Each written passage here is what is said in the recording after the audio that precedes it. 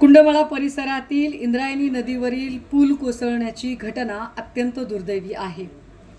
मृतांचा आकडा कदाचित वाढेल अशी भीती वर्तवली जात आहे. मात्र एवढी मोठी मनुष्यहानी घडतेच कशी काय? या सगळ्या घटना आपण बघितल्या तर शासन प्रशासनाचा अक्षम्य हलगर्जीपणा या सगळ्यांच्या मुळाशी आहे हे लक्षात येतं. मुळात पावसाळा सुरू होण्याच्या आधी ही सगळी महत्त्वाची कामं करायला घेतली पाहिजेत. पावसाळा संपण्याच्या आधी हमरस्त्यांवरचे पूल, महत्त्वाच्या नद्या आणि तिथे असणारे रस्ते या सगळ्या गोष्टींची पाहणी करणं गरजेचं आहे. काही पूल मोडकळीस आले असतील, जीर्णशीर्ण झाले असतील तर त्याचं स्ट्रक्चरल ऑडिट तपासणं गरजेचं आहे.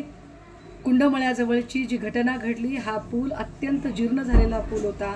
ग्रामस्थांनी वारंवार नवीन पुलाची मागणी केली होती, मात्र लोकप्रतिनिधींनी ही मागणी साफ धुडकावून लावली.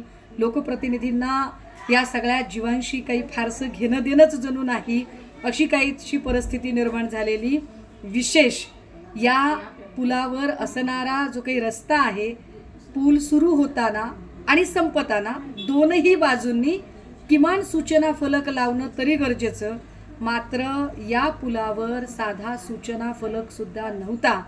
त्यामुळे या घटनेत जे बळी गेलेले आहेत, हे बळी नैसर्गिक नाही तर इथल्या शासन प्रशासनाच्या हलगर्जीपणाने घेतलेले बळी आहेत.